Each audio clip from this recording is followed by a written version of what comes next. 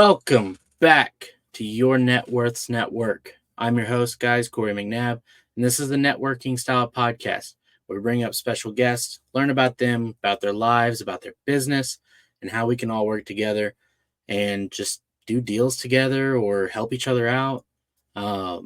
My goal in life is to rise to a place of excellence, and I want to bring you with me. So before I bring up our special guest, obviously, this is a little different for you guys who are returning.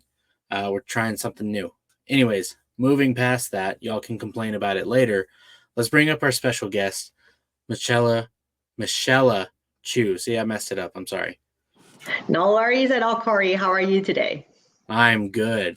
So, Michella, give us a little about yourself. Right. So, hi everyone. Very glad to be here together with you guys and with Corey. My name is Michella Chiu. I am currently a VP of Operations and Marketing with a syndication group called ProMerit Capital. Our team has in total around 600 doors under management and ownership and increasing. So yeah, this is my opportunity to share with you what we're seeing in the front line and what we're seeing in the multifamily world. So Corey, thank you again for having me. Wow. Yeah, no, I appreciate it.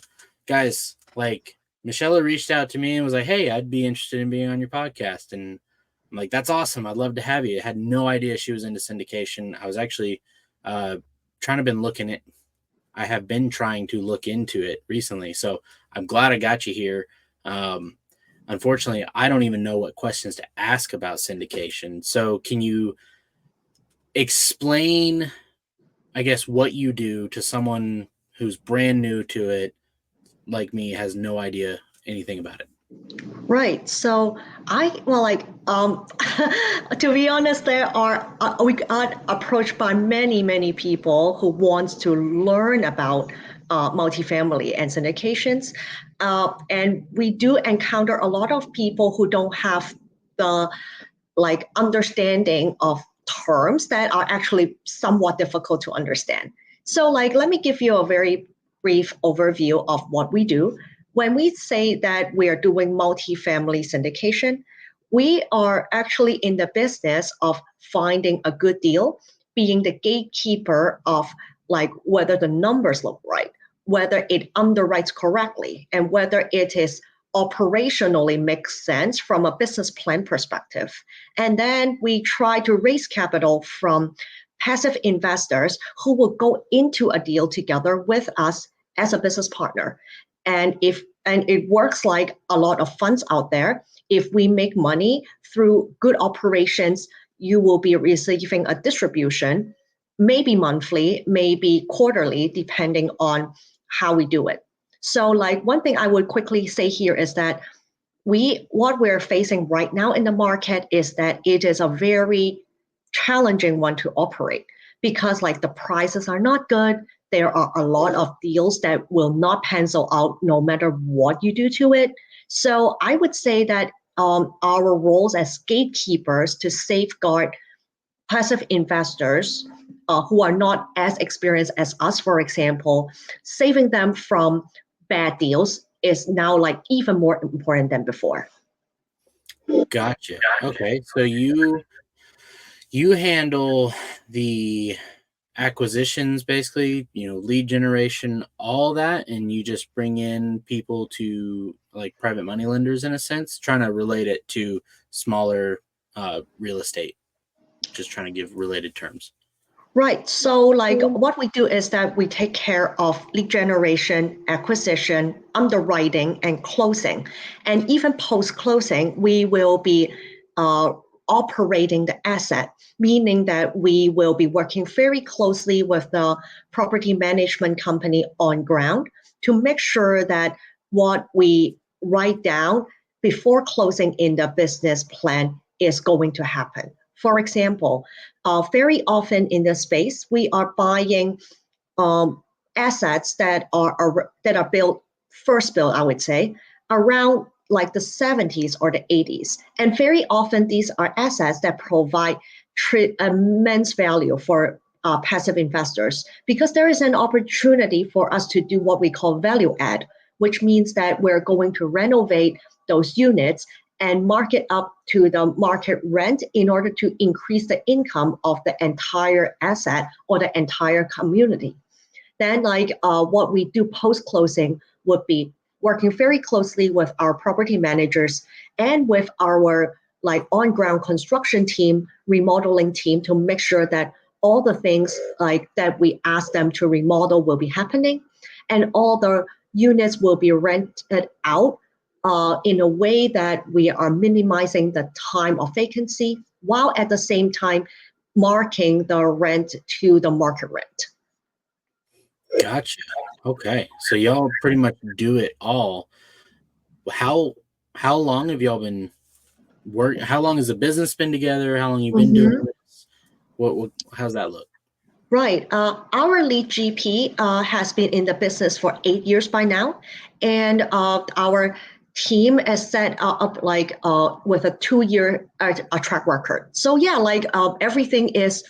So I would say so far so good. There's always a room for us to grow even quicker and even larger. But yes, so far we have put together an amazing team. We have amazing people working together with us. And we are underwriting, our team is underwriting around 20 to 30 deals a week and trying our very best to submit at least one LOI a week. Gotcha. Okay. So, and that's your company, ProMerit, right? Yes, that is our ProMerit Capital team. Okay, ProMerit Capital. Okay, that's awesome. But Michella, what about you? What do you only work on the team, or do you have a passion of your own or a business of your own that you dive into and work on? Well,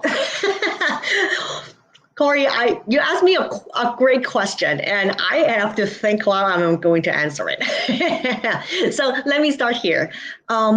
I still keep my W-2 job while working for the ProMerit Capital team at the same time. My W-2 job is in marketing. I am the marketing director of a global marketing agency that works with Fortune 500 brands. My current clients are Campbell's, Mars, which is the parent company of M&M's and Snickers, and also Johnson & Johnson and Samsung. So I run their e-commerce businesses for them. So and I am very fortunate to be finding a home in real estate and with ProMerit Capital team, because I am fully utilizing my left brain and my right brain to build relationships, but at the same time stay very data-driven, especially when it comes to operations and marketing, to set all the KPIs and to make sure that my team is hitting all the KPIs. So one reason I'm laughing is that I actually do have another passion of my own, which is to help more businesses build up working business systems, which would enable all the teams to work more efficiently and more coherently. So yes, I am now in talks with several teams, which can be in wholesale businesses and also fix and flips, to make sure that their existing business systems are working for them in the best way, and see whether there is opportunities for improvement and optimization. Oh, okay. Wow. So I'll be honest with you, Michella. I'm a firefighter. And so there are a lot of words you said that I don't fully understand. But that's just simply I've heard them, obviously. I'm not saying I'm low IQ or anything like that, but I've never experienced them. So I don't even know what a marketing specialist does. I know marketing within real estate, marketing a deal. I understand that. But when it comes to marketing specialist for, I guess, your W-2 or for other businesses, is that are you creating designs and color schemes? Is that an artistic type thing, or are you mainly, here's the best headline to put out to, something like that? Right. This is totally a valid question because like marketing is a very fake term, is a huge umbrella term that encompasses a lot of things. So yes, thank you for this question. That actually gives me an opportunity to break down further to make sure that we're delivering like the message is clear here as well, which is part of marketing. So marketing is actually a very big family, which can touch on marketing, which is more analytical. We can be talking also about PR, which is building your branding, your good name out there to make you an authority in the industry. And marketing can also touch on sales, which is like very often making the most impact or a very direct impact on the business health from a revenue standpoint. So yes, indeed, like when we talk about applying marketing skills into real estate, we really have to talk about what your needs are. Like what is your current business stage and what are the things you need? Because very often, if you are just starting out um, founding your business versus you running already a pretty well-oiled engine but need to scale further, we are intrinsically talking about very, very different marketing needs. But like one thing that I would argue is common is that how are you connecting with your audience or your potential clients? Meaning, we will have like a lot of interest in general um, about who you are, how we are going to portray you in front of others, and what are some tactics we can do to make sure that several things happen. Mainly, more people knows about you. More people knows about you and believe you and will buy into your service. And finally, they believe you, they have a good experience with you to a point that they will want to continuously do business with you and even refer you to more people. So like, no, well, I would say that like marketing can be daunting. We can be talking about a lot of different things and it is a mixed bag of a lot of things, really. I know with 9 years experience under my belt, I've done it all. But like, I think the easy way for every one of us to think about, starting right now, actually, it's not that hard, which is who you are. Where do you come from? And what are things you want to tell your potential clients or business partners about who you are? And that the answer should be something that you are bringing them value. You are creating something for them, or you are proactively resolving an business problem they have. So they want to come back and work with you again and again. So like no matter what we do for marketing, these are the things that we all want to do for you. And this should be the goal of everybody. Gotcha. Okay. That's awesome. Okay, so that breaks it down a little bit. So you do a little bit of everything. And I'm guessing, see, you're the VP of operations and marketing. So you're not necessarily the hard worker. No, I'm not saying you're not hardworking, but the boots on the ground in a sense. You're not the one actually putting this stuff together, but maybe you're managing the people who are doing this. Is that accurate? That is correct. So I think it's partly like my personality. I come from a strong marketing and project management background. That's why like I enjoy more being behind the scene, designing systems for all the teams to work together, and also to manage teams to make sure that they have all the resources they need in order to do their work. So when it comes to operations, this is actually very interesting. um, I discover that the deeper I swim into the sea of real estate, the more I am playing a role as, for example, a business operations lead or even a chief of staff, meaning I will be having regular meetings or setting up regular meetings with my team to hear from their experience and in the front line what is happening day to day and try to figure out what they need in order to make their job easier every single day. And very often I discover that in these conversations, we're thinking a lot about what tools or even what software AI technology that we can use in order to make everyone's life easier and to increase the productivity of everybody. And because of this, I actually that just happened yesterday. I actually booked has purchased my ticket to join the REC Con in Las Vegas next year in March in 2025. It's a little bit early, but yes, I'm going. It will be a real estate conference that gathers a lot of developers and also vendors of technology that can be applied to real estate. So hopefully, I'll be more than happy to come back with a report back and to share more insights with all of you. Oh yeah, absolutely. Okay, so I want to excuse me. I want to backtrack just a little bit. You are starting to work on systems in the background, you said, with wholesale companies? Yep, we do have some requests from I should say I myself do have some requests from wholesale companies asking me to help them with business systems. Okay, and do you have a requirement? Do they have to have or be doing a certain number of deals? Are there any requirements to work with you to help get their systems? Not necessarily.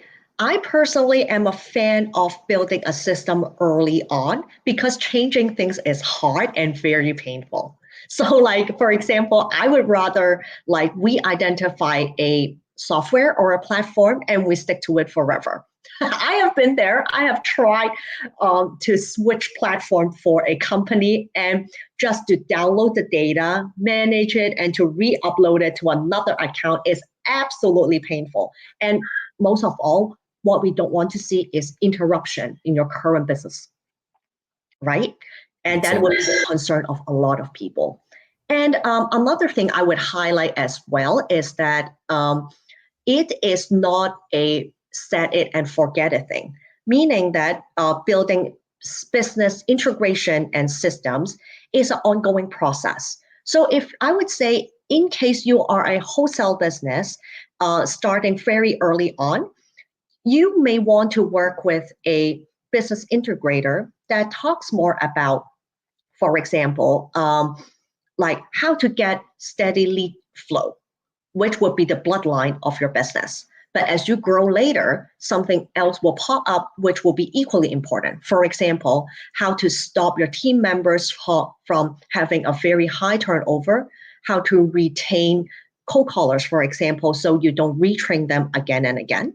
And sometimes this is both a art and science because yes, we can look at numbers, we can look at KPIs, but at the same time, there are certain skills or tactics that you can adopt in order to retain people and to make sure that the team is working as a team collaboratively and they don't want to leave because you, as the business owner, has quite a lot to offer to them for their growth, for their to take care of them, even sometimes in a personal level.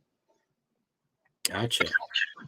Okay, so you're not just tech, on the computer type stuff. You're also hey, let's figure out how to, in a way, build a culture within your company, right? Right, but at the same time, two additional comments I would make here. One is that I do understand that sometimes for smaller businesses, at the very beginning of doing business, we cannot talk about team culture too much because the focus will be getting deals done, closed, and get paid because it is your lifeline and it is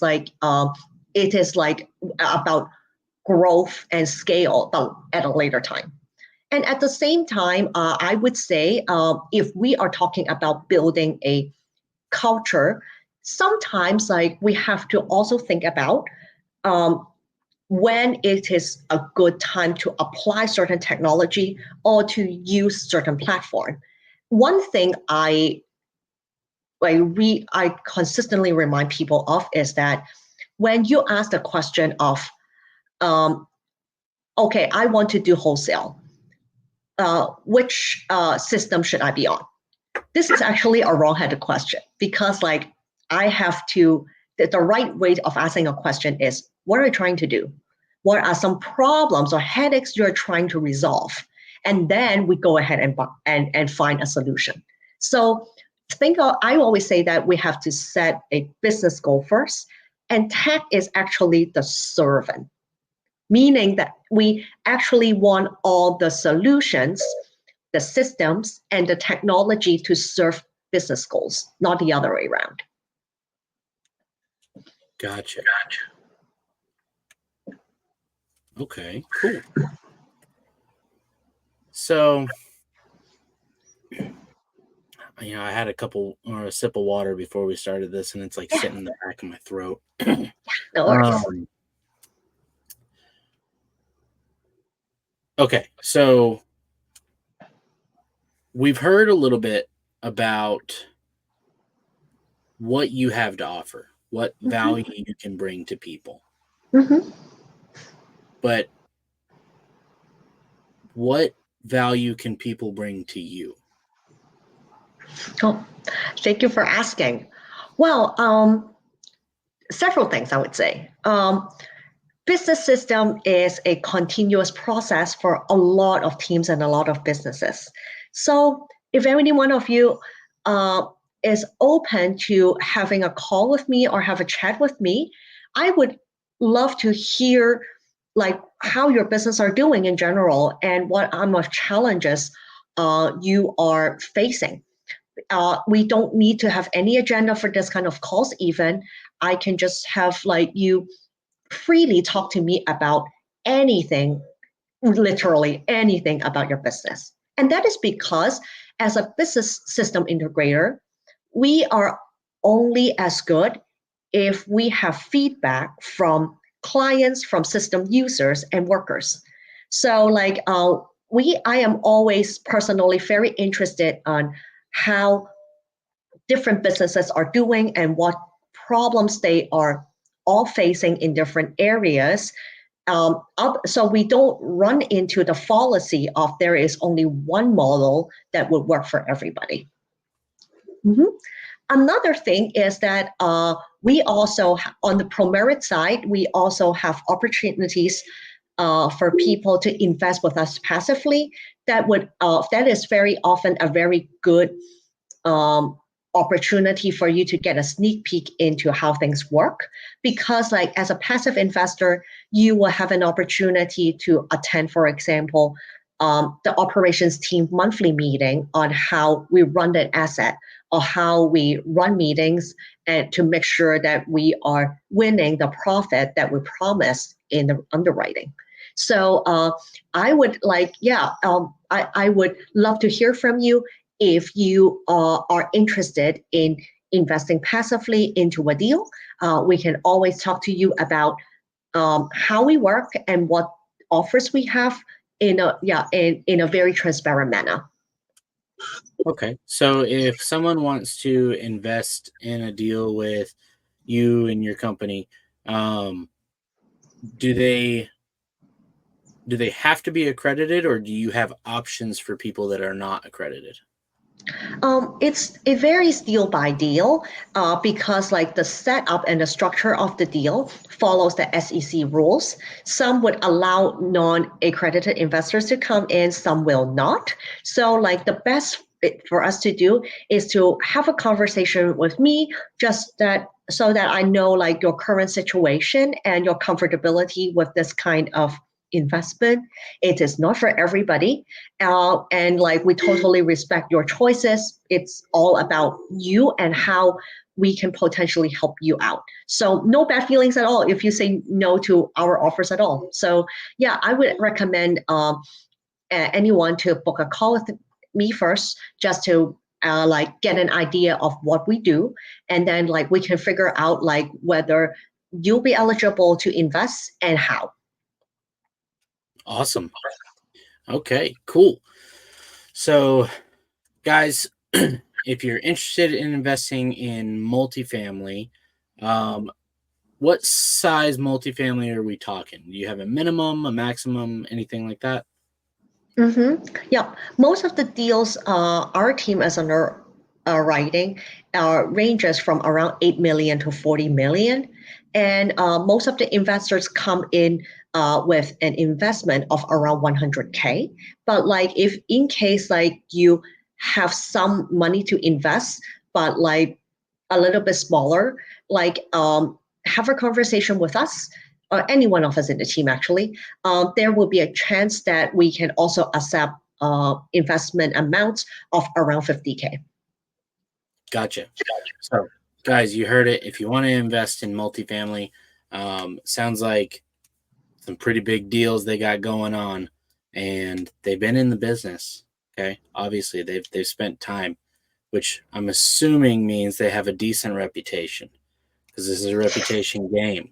All right, so if you're not treating people right, you don't last very long. So the That, fact that they've been in business since, you said your GP has been 9 years now.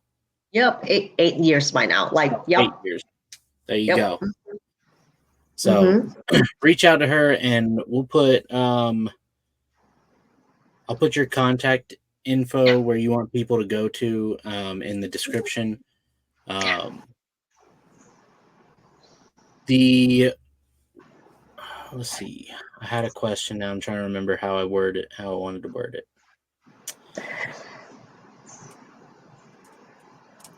So, Michelle, I didn't tell you this yet, but Yeah. all of these podcasts are completely unedited. Okay. I I can say it's because I want to be completely authentic, but the reality is I don't know how to edit videos. Okay. So, and it's not something I feel I need to learn. Okay. That may be my own pride. I don't know, but just so you know, so don't feel bad about making mistakes. We love it. No worries at all. Or if you think, I don't think you've made a mistake. I think you've been perfect so far. Mm. Let's see. The thing I want to touch on, because we're having a conversation here, I Right. found out what value you provide, what value you're wanting from other people. Now I'm trying to figure out how I can fit into, I guess, your puzzle piece, if that makes sense, Mm-hmm. or how we can be connected here. Right. So, So, mhm. oh, go ahead. Go ahead. No. Like, I'm thinking the same. So basically, it goes back to your question of why are we not doing business together and how we can make that happen, right?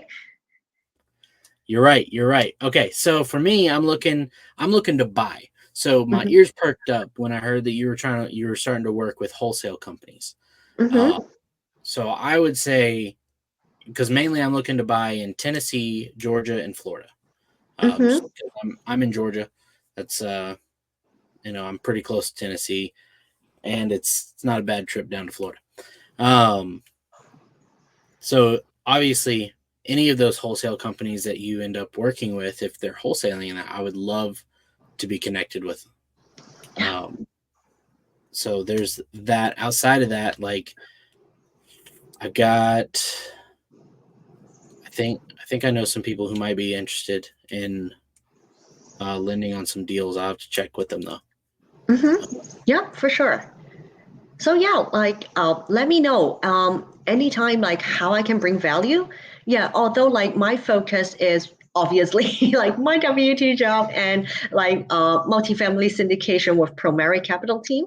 Yeah, I also on the sideline work with like wholesale companies and teams in a very specific way, which is business system integration to make them work more efficiently. So I think like this is more like even though I said at sideline, it's more like my personal interest and my intellectual curiosity that drives me to think further, like how I can have all their teams stop wasting time on things they shouldn't and need, or like just avoid double work among team members. So yeah, if there is any way I can bring value to you, if you are curious like how this kind of things can work for your team, I welcome anybody to reach out to me as well.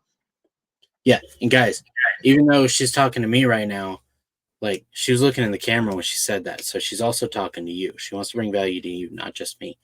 I do have a question though. So you're heavily invested in business systems, whether it's time, money, whatever, you're heavily invested. Do you have a plan, or have you even considered buying or holding properties for yourself? Yes, I actually have a small portfolio by myself that I solely own.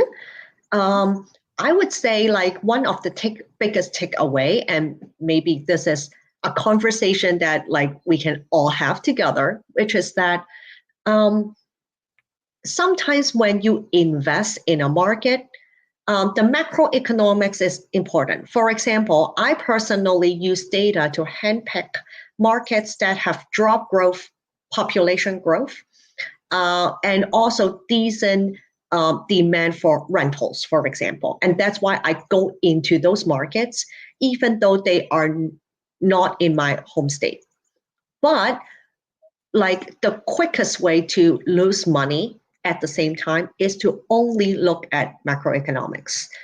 In fact, like you can still win, or somewhat you can win, if you have good operations, meaning that if you have a very good system or way to manage your tenants, to minimize unit turnovers, and to like keep your uh, like remodeling fee or unit turn costs to the lowest, that is actually way more important in some occasions than the macroeconomics of demand and job growth. So I would say if you are looking at owning your own portfolio, buying smaller deals, residential deals, or smaller multifamily, and be the manager of your own portfolio.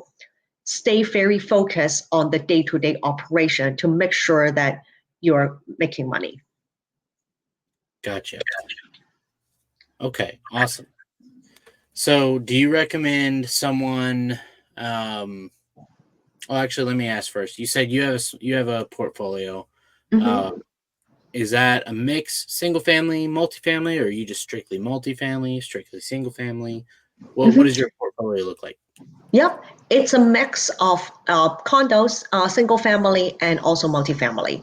And uh, the logic behind is actually that we try to do different things strategically in different markets. For example, like one of the markets I am very familiar with is actually Seattle in Washington, which is a bad state for a lot of rentals because of the tenant law, because of the low cap rate and the low return for rental income in general. It is very, very hard to find something that is cash flowing.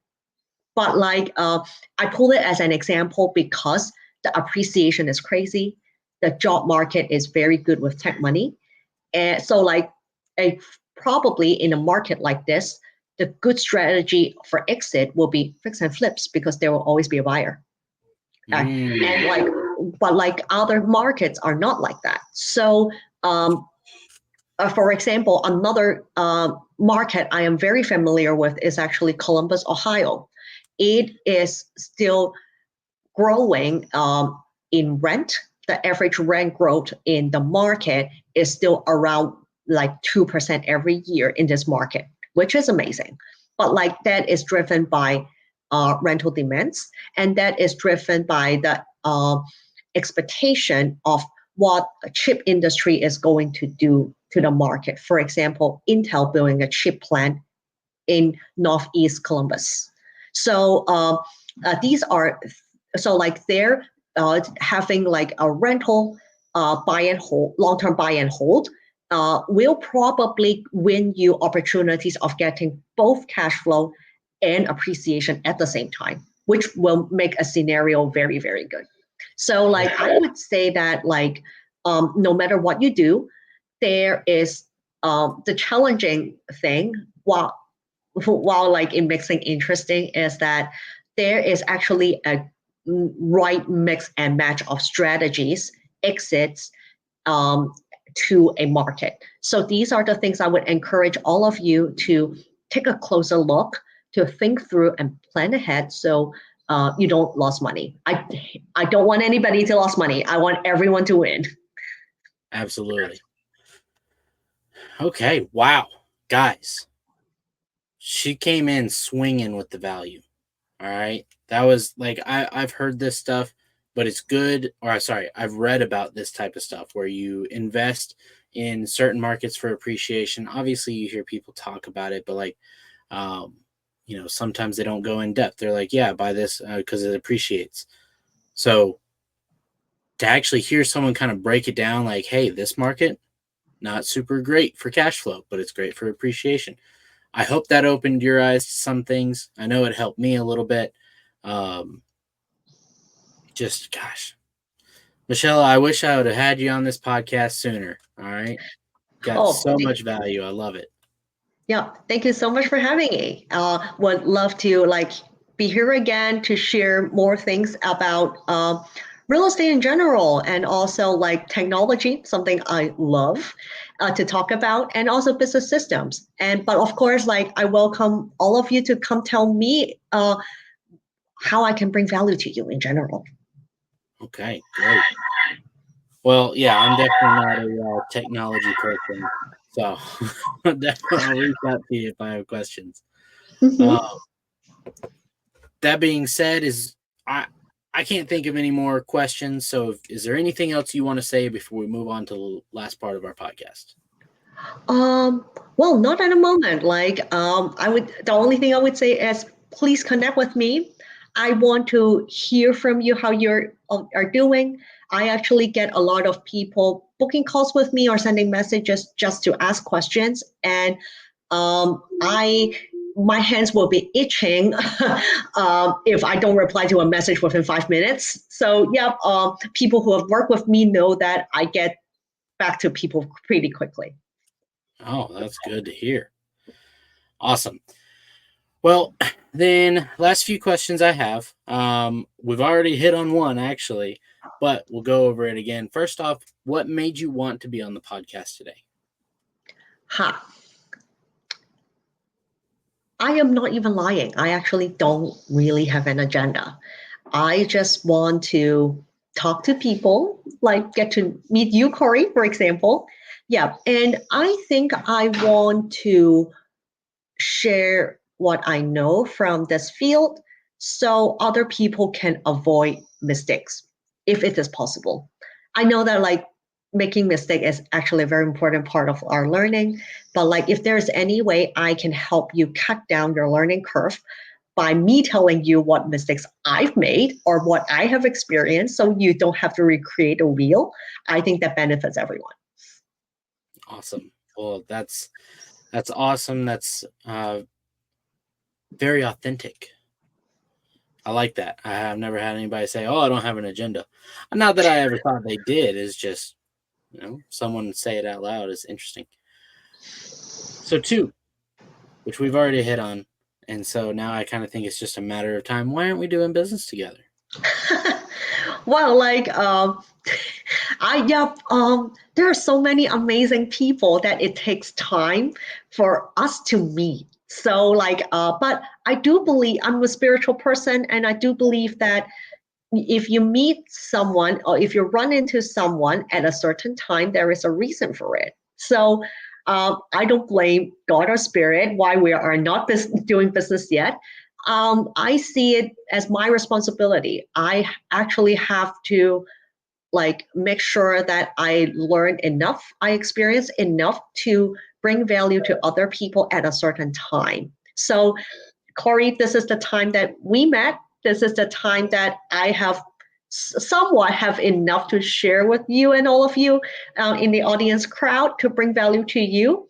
But like as I grow together with all of you, there will only be more opportunities for us to do business together, and there will only be more value that I'm going to bring to all of you. Beautiful. Well said. Awesome. So we know you're a marketing guru. Would you say, is that your strength, or do you have other strengths within business? Yes, I would say marketing and operations are my strength. It is very interesting. I know from my corporate America experience and my personality that I am actually not a good person to think about uh, creative business ideas, meaning that I actually need someone else to throw me an idea and I run with it. So I think I would work or perform the best if I partner with a visionary, meaning that they have an idea, they think this will work, and I go ahead and take their idea and research further several things, whether it is executable, and then whether if it is executable, how the execution will look like. And finally, what kind of systems, teams, and tools that has to be in place to prepare for that execution. So I would say I am a system designer, but having a creative idea is not my strong suit. Hey, we all. I actually feel honored. Okay, because what you basically just said, for those of us who have read Rocket Fuel, Michelle is an integrator. All right, she just defined it perfectly. They're rare. Michelle is rare. The number of people that I've had on my podcast, they're obviously a visionary. I think you're like one of two, Michelle, integrators that I've had on the podcast. So thank you for being here. And there, guys, if you're looking for an integrator, reach out to her. She just said she needs to partner with a visionary. Which I guess that leads us to the next question, which is, what is your weakness? Right? Yeah, I just said it. Yep. I am not a creative person. I need someone else to tell me what creative ideas they have, and I go explore. But another thing I wouldn't describe necessarily as a weakness, but I think it is something that every one of us will need to get better at, which is, I would describe it as the exposure to data, to KPI, and also to tech tools in general. I see that AI will only be more and more important in our world and to increase our productivity. So I would actually encourage everyone to get out of their comfort zone. Mine too, actually. I actually come from a humanities and social science background. When I was at school, I have never been a mathy person at all. But now I am doing like business integration and underwriting. So I think like everyone has a chance with the right tools to get more analytical, even if you're afraid of numbers. So I would say this is something not necessarily a weakness, but every one of us will need to get better at in order to prepare ourselves for the future world. Okay, awesome. Yeah, I'm a little wary of AI, if I'm completely honest. Just maybe it's too many movies. But honestly, the way I feel is that, obviously we have the internet, right? We're able to talk right now because of the internet. It's a great thing. It can be used super well, but it can also be used dangerously, right? Yep. There Mm-hmm. wasn't a lot of, I don't necessarily want to say regulations, but I'd say there wasn't a lot of study into the internet when it first came out. Right. And so my fear is that a similar thing will happen with AI, and that we'll just release it. It'll be great, but it can also be really bad. So I don't have a super great hope on our restrictions of ourselves, I guess. Right. So, but that being said, moving on from that, that's a whole nother conversation. Right. Michelle, We'll need a full episode about AI. what do you need help with that's going to make you money in the next 30 days? Well, that's a very direct question. I have to think how to answer. Right. I would just say connections. Like, yeah, your network is your net worth. So there are multiple ways that we can do business together. So I am invested in building business systems for wholesaling businesses and fix and flip businesses, for example. So if you are a buyer, please reach out. I do know some really good and most importantly, honest people who you can work with. Which, well, like honestly, like forgive me for being hateful here. Like being honest is such a low bar, but a lot of people don't hit the bar. Right. You are so right.